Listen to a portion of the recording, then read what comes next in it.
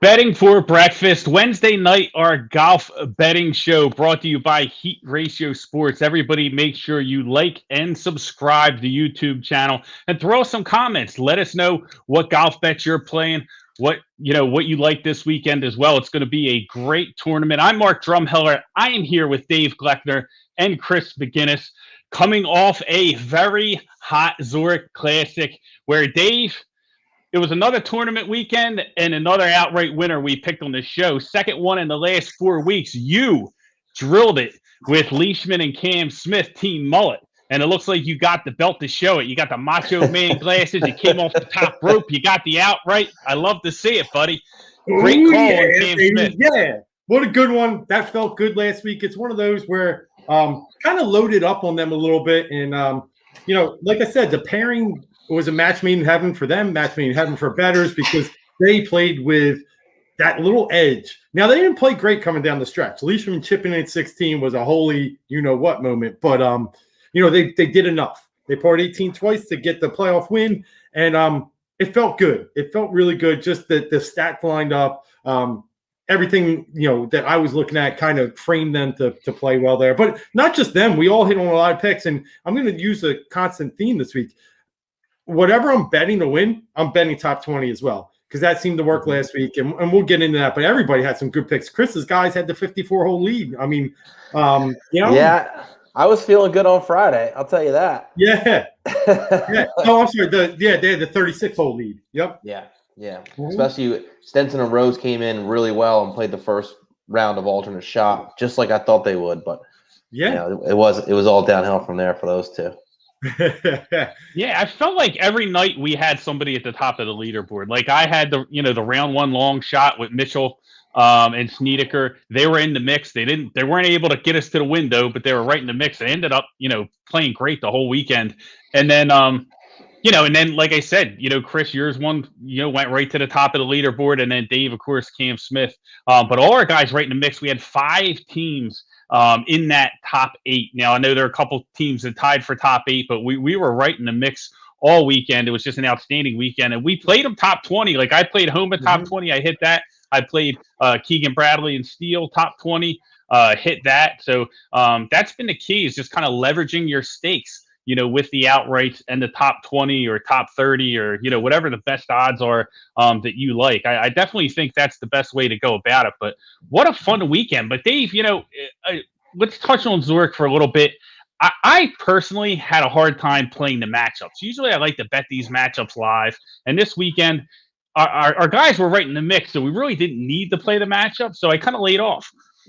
Yeah, it's an interesting point. I played a few, but definitely not as much as I used to. Chris and I are also big fans of the live, stroke betting on each hole, played hole by hole. I got in none of that with this team format. It was just I kind of just set it and forget it this weekend. It was one of those, and I agree with you. It's just not – it didn't have the same flavor for us bettors.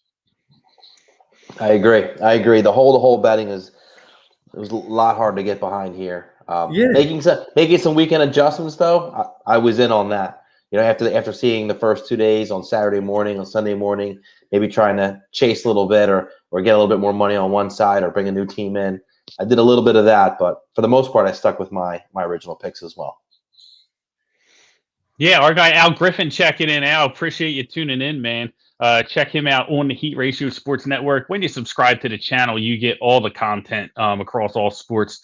But it was the live stuff I really didn't have to get into, but it was a lot of fun. But Dave, before we move on to this weekend, give me a little insight. How bad were we sweating with Cam Smith and Leishman as we got to the end? Yo, I was sweating for you. To be honest with you. Yo, they went bogey on, like they're up 2. They go bogey on 15 because they had to take a penalty. I'm sorry, on 14, I had to take a penalty. On a ball that was sitting up against the tree. I'm like, oh, no, here we go.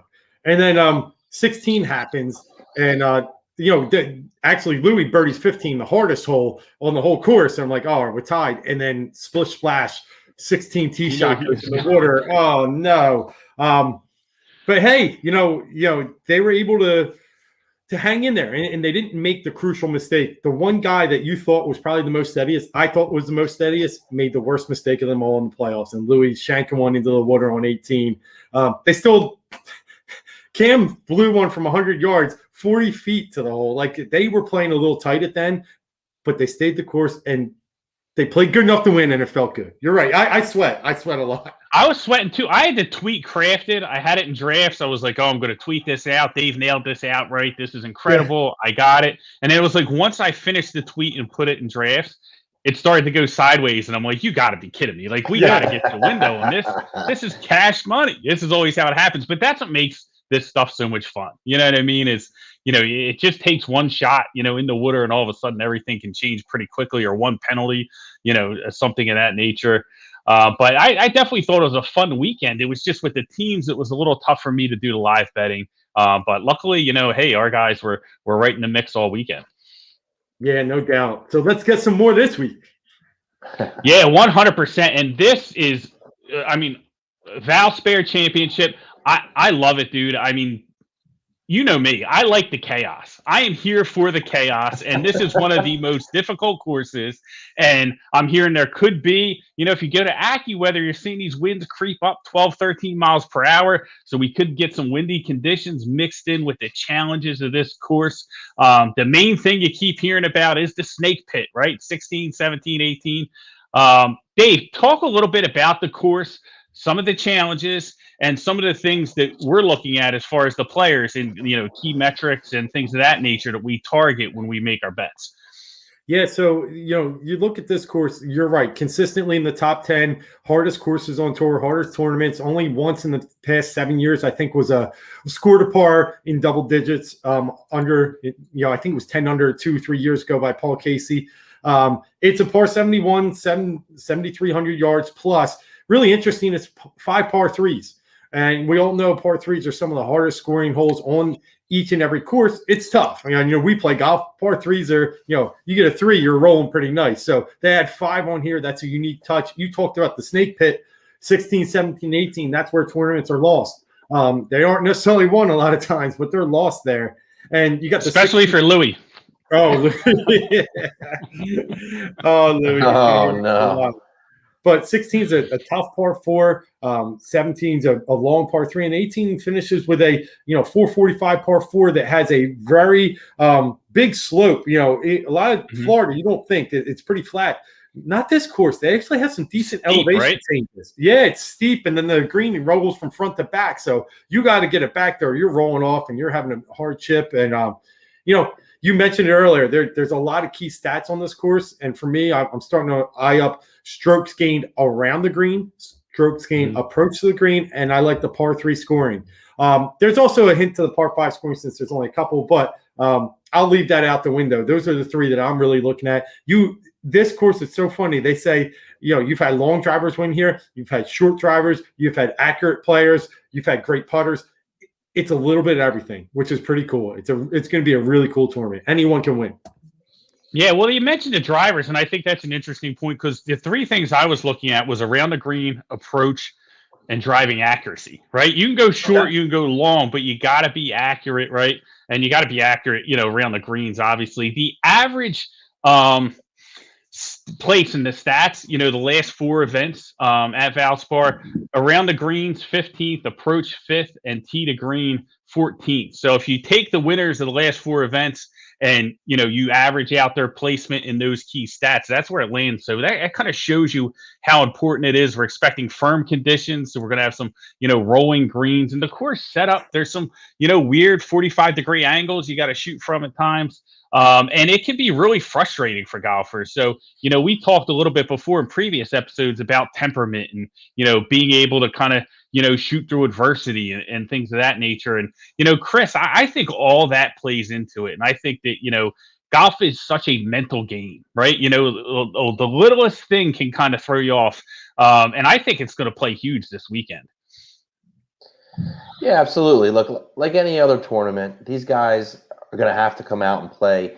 You can make some mistakes on Thursday, but you have to make the cut, right? You have to play well. You can't get too caught up if it's playing fast, if it's playing slow, if weather is a condition. everything kind of comes together with each one of these tournaments. So, the good news about this tournament, unlike not that last week is it's kind of in its own category, but since Augusta, I think it hasn't been a very star-studded event. But some of the guys are coming back. So you have Justin Thomas in the mix, you have JT in the mix, but you also have a bunch of guys who maybe are in that top tier, at least when it comes to conversations and how well known they are. So you're going to have a little bit of a good mix here. But you're still going to have a star-studded cast.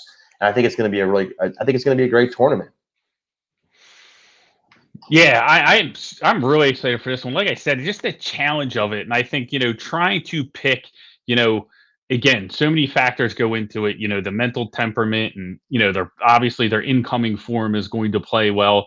And just trying to kind of pinpoint this one. I see it as a better myself as a challenge. And listen, we've been so hot lately, picking winners all over the place. Last weekend we sprayed the board, and I'm looking to do the same again, man. And I think that this is a big challenge for us as well. Me and Dave were talking offline before we got started, and once again we're aligned on one of our outrights. We only talked about one. I have about 3 outrights, and I got a round one leader that I really like. And but Dave, I'm going to let you kick things off. Let's get into the bets. Let's get into the money. And I'm going to let you start with your play. I got 3 of them, and I got a round one leader. But I'll let you have the breakfast ball since you got the belt. You're the winner. You nailed the outright last week. All right, thanks, buddy. I mean, there's something to be said about betting with your heart and betting with your mind. And this week, I got to do a little bit of the latter. I got to bet with my mind. And what I mean by that is one of my least favorite players on the entire tour just lined up well for me this week. And that's Patrick Reed. If you know me by now, I am a complete 1,000% hater. But some of that's been born through, I've been to some tournaments and been around the guy. He's just jerk off. And, listen to him talk. I just don't like him. And, but the fact of the matter here, he's had 6 starts at Valspar at the Copperhead course. 2 of them have finished in T2s. He lost in a playoff to Jordan Spieth one year, or if their Spieth bombed a long putt. I think it was 15. One of Spieth's first wins on tour. He's had a T7 in his other time. So 3 top 10s in 6 starts. That's a horse for the course if you name one. I already talked earlier about par 3s. He's fantastic iron player on par 3s. His strokes gained around the green, he's known for his touch around the green. He's only 64th this year, which I think is a little low for him. I think he'll outplay that this week. At 18-1, he's coming in about the 4th or 5th favorite. You can actually get him at 20-1 on William Hill, 18-1's on DraftKings. So, dabble in the better odds if you can get them. I'm going to go Patrick Reed. Horse for the course, really like how he lines up. Yeah, I absolutely love that pick. I'm on him as well. That's the one we're aligned on. I got him at 18-1. I got him top 20 minus 110. So we're talking about almost even money.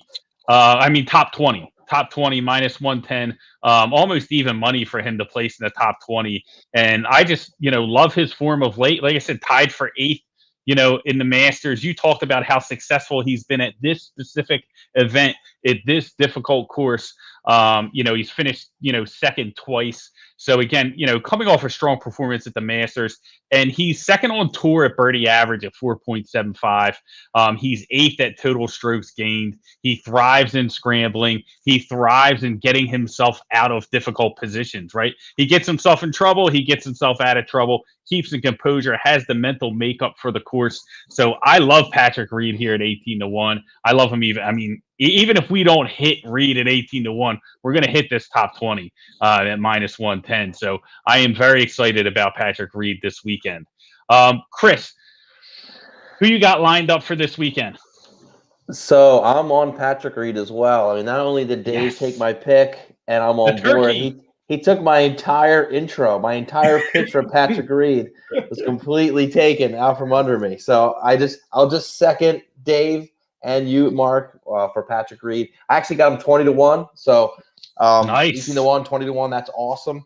But I'll throw another name out there, and this one doesn't need too much description, but it's Paul Casey. He's won here twice. He won in 2018 and 2019.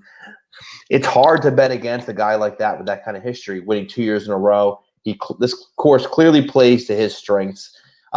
Winning it almost 3 years in a row is also highly unlikely. So if there are doubters out there, I would understand. But the fact of the matter is Paul Casey's still playing well. It's not that he's just won here twice. He's actually still playing very good golf.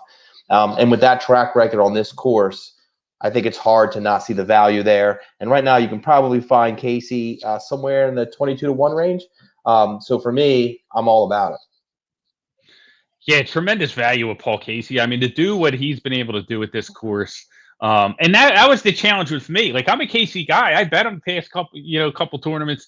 I've been in on Casey before, but it's just like, can he do it again? Right? That's the question. Yeah. And I think that was really the reason I stayed away from and went with Reed. But it's almost like I look at it and I'm like, he's going to win again, and I'm going to be mad at myself. Like, that's really what's going to happen here, I feel like, because it seems like he is just so dialed into this course. He owns it. They're going to call it the Casey Championship. He keeps it up.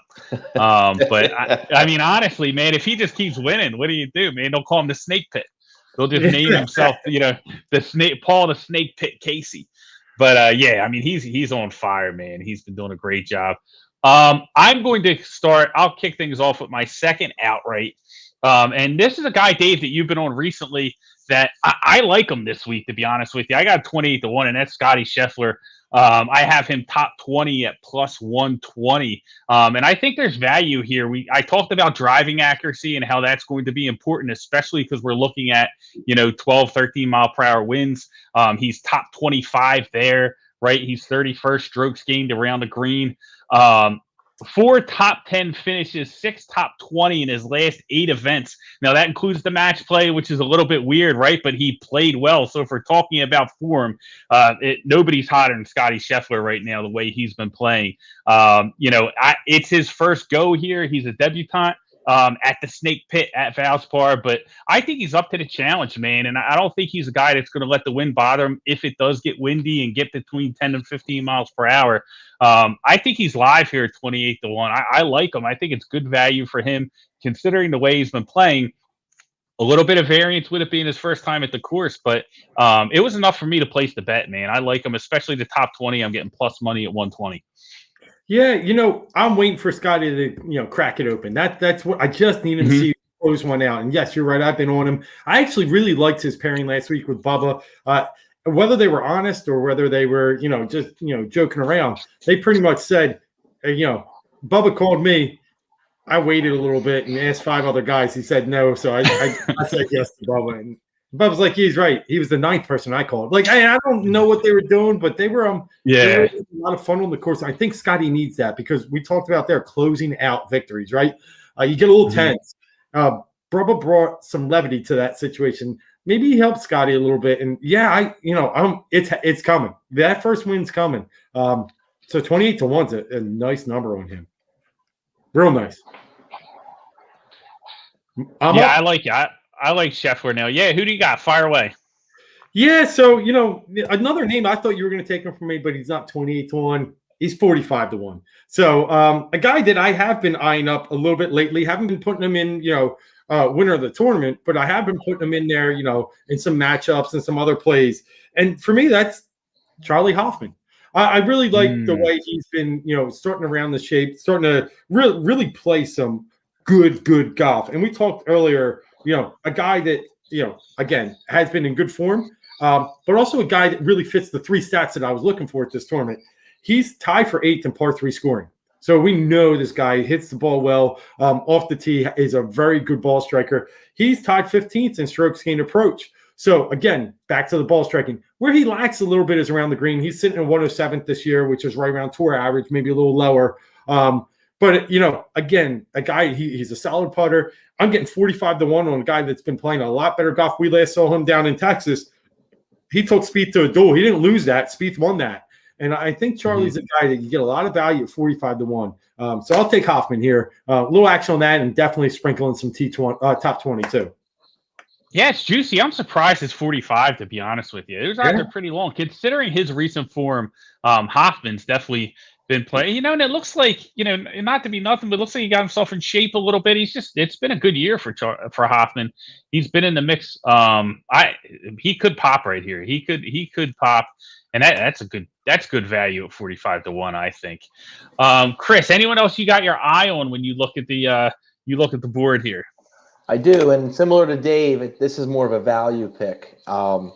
And this one actually surprised me a bit because I didn't really remember the history here. But he has my attention, and it's related to Scottie Scheffler in a sense, and it's his partner, Bubba Watson from the Zurich Classic. I love Bubba as a personality.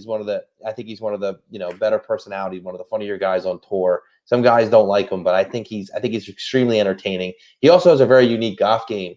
The flight of his ball is just ridiculous.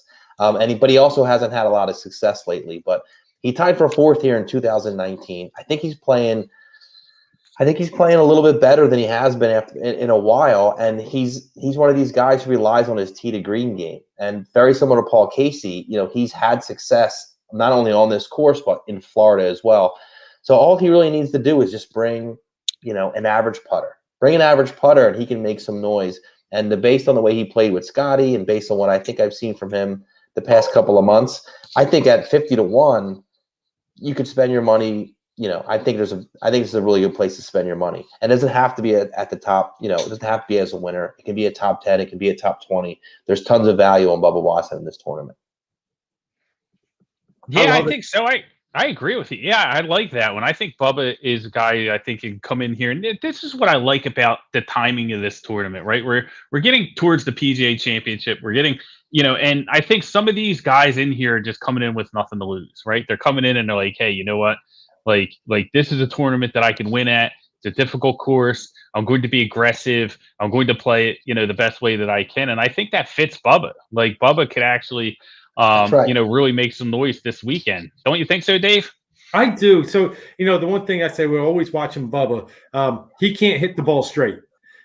He's got to shape it, whether it's left, right to left. And this course has a lot of that character to it, where if he's able to really get his ball moving the way he wants to up in that wind, I'm with you, Chris. He's a value play. I'll probably sprinkle some top 20 on him. Bubba's a guy that surprises you at least once, twice a year. Last year, I think he won out at where it was a couple years ago. I know he won surprisingly when he was playing terribly out at Riviera.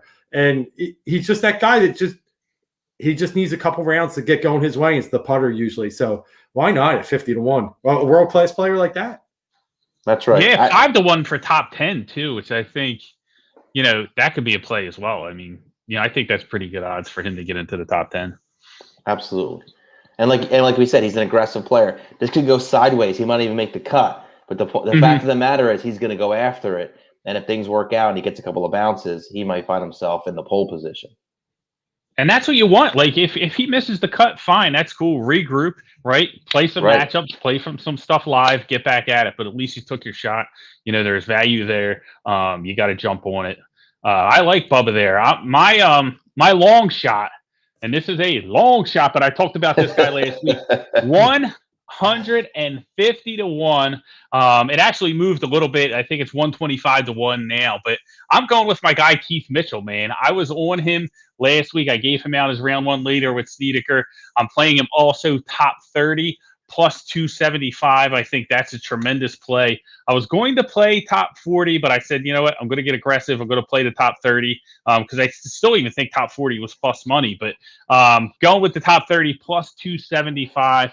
Like I said, I was on them for round one leader. They gave it a good run. But as well as they played, he carried Snedeker to that fourth place finish last weekend. I saw the data that kind of broke it down, and he was responsible for 15 of the 18 strokes that they finished under par, right? And that 15 strokes was the highest of the event. It was above Cam Smith at 14 under. Cam Smith was responsible for 14 of those strokes. And they had some algorithm where they did the alternate shot. I don't have the exact details of that, but I thought that was eye-opening. He's playing very well. I talked about his putter, getting better, getting hot recently. And, listen, he finished 11th here in his tour debut in 2017. So, he's gained strokes in his last gained strokes on the green in his last 5 events. So he's a guy who's playing very well. He's coming in real hot. Listen, there's just a lot of momentum, I feel like, with Mitchell. And at 150-1, I'm going to find out how far that momentum is going to take him, to be honest. I mean, I just think there's a chance here that he can really pop. And listen, he was right there in the mix. Nobody played better than Mitchell last week. If he had a half decent partner, they could have won that thing or at least contended with Cam Smith and Leishman. And I think the odds are very, very long here, and they should be a lot shorter. Listen, Mitchell's not. He's obviously not going to be up there in the mix with the elite guys, but 150-1 is just too juicy for me to pass up. So that's my long shot. I'm going to throw the rod out in the water, see if I can reel one in. I like it. Keith Mitchell won the Honda Classic, I want to say 4 or 5 years ago, something in that range. So he's got a little bit of, experience winning in Florida. He's a Scotland boy from Georgia. He knows how to play in the wind and on these types of courses. Why not? 100-1, sprinkle a little. Yeah, it's 125 now. I got it at 150. So, if that hits, man, we're going to Vegas. We're buying the yacht. Yeah, nice. We're gonna be like Beckham Jr. sitting on the yacht, like, yo. I'm in. I got the bow. I'm sitting up front. But hey, listen. As long as you're not steering. Yeah, I'm not. No, I'll be steering beers. But all right. I'm going to give you one more. And is this going to be my mid-range play? I'm going to go with Jason Kokrak at 35-1. Kokrak has had one of the best years of his career. He won earlier in the beginning of the season. One thing we know about Kokrak, if you know anything, is he was not a good putter. He's come around and started to turn himself into a very good putter. And then what I like about him, 36 in par 3 scoring. So I'm looking at a guy that does hit the par 3s very well. His putting's been really good. And it's a guy that, he's a big hitter, but he's actually pretty accurate too. So, Drums, you looked into those stats. That's where I want to put a little value in Jason Kokrak. I think he's a very long shot, but he's probably got Ryder Cup on his mind a little bit here, the way he's been playing this year. And what better way to, maybe get that first appearance with the Ryder Cup than get your second victory. So I'm gonna take some Kokrak action. I like the big guy. I like it. Awesome. I think it's going to be an interesting weekend. I mean, to be honest with you, and I think that there's a chance because of the difficulty we could really see these, long shots or these mid-range guys pop. Or it could be a top guy. It could be either way. But it's I definitely think, especially if the winds kick up, it could make this thing wide open. Chris, is there anyone else that you're targeting on the board? I have a round 1 leader, but before we get into that, I want to see if anyone else has any more outrights. This is a very similar sort of an approach to Bubba Watson, but I could throw him out as a round 1 leader. I like him across the board, a value winner, maybe a top 10, maybe a top 20. If you're feeling spicy, go for a top 5 or go for a round 1 winner. Round 1 winner might be a really nice place for him, but it's Cameron Tringali. I'm seeing him in that somewhere between 45-1 and 50-1.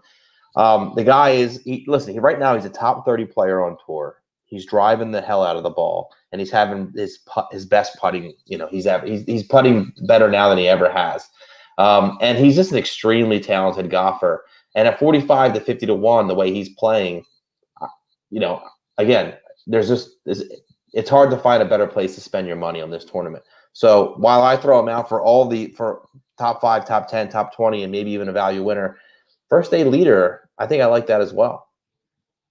Nice. Not a bad play at all. I have a round 1 leader, dude, I'm going to get into that I'm kind of excited about, to be honest with you. It's a guy who we saw, recently at the Masters put up a big number, 40-1 right now, the round 1 leader, and it's Justin Rose. And listen, he's 4th on tour at par 5 efficiency. He had, the top 10 finish at the Masters, right? He was just outside the top 10 at Zurich. Granted, team event, right? I get it, but I think he's playing well. He's got a ton of experience, at Copperhead, 70.21 scoring average, which is the highest in the field with at least 2 trips to Valspar. So very important, very good at this course. Listen, I'm not betting this guy live. Like, you know what I mean? Like, if he's not going to close this thing, but I think as a round 1 leader, I think his experience can come into play with the wind. I think that won't be a problem. He's able to play through the wind if the wind kicks up. And at 40-1, like I say, sign me up, man. I think you can get paid on this one. I think that this could be a real good start to the weekend. I think Justin Rose playing well is the kind of guy that can jump out to the lead in this thing. Don't think he'll finish, but that's why we bet him at round 1, right? All right. So one of my plays is Justin Rose to not make the cut at plus 200. Oh no, he's going the other direction. I'm just not a fan of Justin. I love all the stats you rolled out there, and I'm definitely in the minority. I'm plus 200 if he misses the cut. So it's like, obviously the odds are with him, but I just don't know if I have faith in his back holding up playing this many weeks in a row. So that's really where my angle is the guy is just not all the way healthy. I didn't realize it's an Olympic year too, and he's the gold medal winner from the only Olympic golf event. So I know that's on his mind too. This dude pops a couple in the water on Thursday. Don't be surprised if he's walking off the course after 18. I'm done. Saying I'm done. Yeah. Yeah, there's no math. Look, I'm not saying it's going to happen, but he's played a lot of golf in a row now. When you look at the Masters, the team event, and I think he played the week before that as well because I'll have to look back. But for my eyes, I was looking at someone that missed the cut. Remember, I was trying to talk you guys into Wolf last week. Remember that one? Thanks, Chris. I'm going Rose this week. All right. So we're head. I don't want to take us into left field because I usually do not make miss the cut bets. I just feel like it's just dirty. But I'll tell you where there might be some value in miss the cut, and this is a guy who could literally win the tournament. But I'm not going to be afraid to put a couple of bucks on Sanjay M to miss the cut. This guy is so good in Florida, it's outrageous. But the fact of the matter is, he's just not in form, and he's been trying to get his irons back in shape. And I know a lot of experts think he's turned the corner, but the fact of the matter is, if he hasn't turned the corner, there's so much value on him for people looking for him to win this tournament that if he misses the cut, that's where the value truly lies. Yeah. At 27-1 to miss the cut, it's not a bad play. 27-1? I'm sorry. Plus 275. Not okay. I'm in. Okay. Yeah, plus 275. Plus 275 is good value. I like the angle as far as like, hey, you know what? Like people automatically associate him with having success on this type of course, but you're not informed. You're not informed. The course can't shoot the ball for you. You know what I mean? Correct. Like, and so I think that's a sneaky play. I kind of like that. I might have to punch that one in, to be honest with you. Little Sunday to miss the cut. Kind of like it. What do you guys think it? Yeah. They zig, we zag. That's right. Absolutely. Yeah. What do you guys think of some of the big favorites, right? The big numbers on the board. Like we're looking at Dustin Johnson, right? Now he's a guy who has to get right? And everybody's kind of waiting for him to just win the tournament because that's what he does. He's DJ. He wins tournaments, right? But can that happen on a course that's so difficult when he just seems a little? I don't want to say lost because he's Dustin Johnson, but he seems out of sorts. Like he does not, he's obviously not playing his best. But you're not going to get warning. He's just going to come out one day and win the tournament. So, and he's definitely capable. What are your thoughts on Dustin Johnson this weekend? I'm not ready. And I don't mean that in any sense of not, it's decent value I think you got 11-1, right? In a lot of places you can get him. Yep. Him and JT are 11-1. Yeah, I've seen JT even fall down to 9 in some spots. So, but yeah, they're right there. And it's for me, DJ just, didn't play well at the Masters, obviously. Then he didn't play well. Where did he go? He went to South Carolina the other week, didn't he? I think he played out in Hilton Head. Didn't play well there. Yep. Hilton Head. Yeah, he withdrew from Valero, right? Yeah, withdrew from that. Valero, he rage registered and then woke up and was like, no, never mind, I'm not coming. Yeah, he was all pissed. He's like, I'll play. No, I'm with you. It's just the game's not there for me to put my money on him right now, especially with the odds you have. They're still those are DJ when he's world number one, playing world number one odds. I'm gonna have to pass on 11-1. Hey, you get it, and he gets it. God bless. That's a great pick. But for me, I'm gonna pass this one. It's tough because he's just going to turn on the light switch and it's going to be a wrap, and we're not going to get any warning, and then the odds are going to go crazy, right? And there's going to be no value on DJ anymore. Not that there's value now because it's you know what I mean? Like even though he's not playing well, the market still hasn't really adjusted. Like he's still priced like DJ. Well, so when I look at this tournament and a lot of tournaments, I'm always have one eye on the majors, right? I'm always trying to pay. I'm always paying attention to when are the big tournaments coming because these are where the marquee players are always ramping up for. It's not that DJ doesn't want to win this tournament. Of course he does. It doesn't mean he's going to show up without the intent to win the tournament. Of course he is, but his eye is truly on the PGA Championship. JT's eye is truly on the PGA Championship. So this is like week 15 of the NFL season. Yeah, it's just not out of sort of normal for these guys to come to these tournaments and to play their best. They don't not show up, but they could be coming here as it's their first out of 4 for a warm up on their way to get ready for the PGA Championship. Meaning, if there's holes in their game, they're going to be working on them now in real competition, and those holes are still holes. They're right, so they're going to be trying things in these tournaments in preparation for that. It's so and again, the main point is there isn't value. They're still the favorites. So that's why I'm not focusing on guys like JT and DJ. I think it's too early, and we're less than 4 weeks away from the PGA Championship. As we get closer to that, those names are going to start to pop up. Trust me. You know what that is? That's the Brooks Koepka theory, right? I mean, this guy just goes up at a couple tournaments just to get his game into action. But if whatever he does, right? But when he's ready to dial it in these majors, that's when he dials it in. So yeah, I'm with you. And we're close. We're close to getting to those big tournaments. They're coming up very soon. I can't wait for the one at the Ocean Course PGA Championship down in Kiawah up in a couple weeks. But yeah, for now, no. But JT, if you want to ask me about JT, now there's a guy. Did I just give you Chris Collinsworth? I think I did. Now there's a guy that I really like this week. I mean, he's one. He shapes this course very well. He's like top 1 or 2 on the tour in par 3 scoring. I think he's a guy that is mentally focused. He just won in Florida a few weeks ago. He had a good Masters. I definitely think he contends well this week. I wouldn't be afraid to put some cash on him. Yeah. I mean, you can never count him out. That's for sure. No. And you never go wrong putting money on JT. You just don't. He's the favorite. Yeah. 9-1's not terrible as a favorite. Or 10, you get 11. And you know what? 11, you can.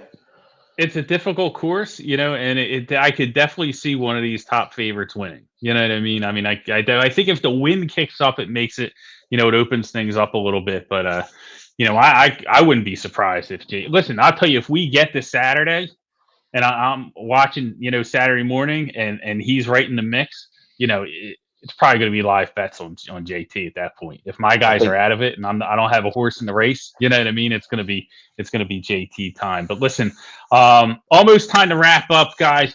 Dave, do you have anything else in the holster before we sign off here? Yeah, I'll rip off 2 for you real fast. I like Abraham Answer, top 30. You can get that at minus 120. You can even bump up. He's played this course once, and he was the top 16, tied for 16th. And he's made the top 36 straight tournaments. So that's why I like the number at top 30. I think it's close to even money. I think it's a nice bet, nice value.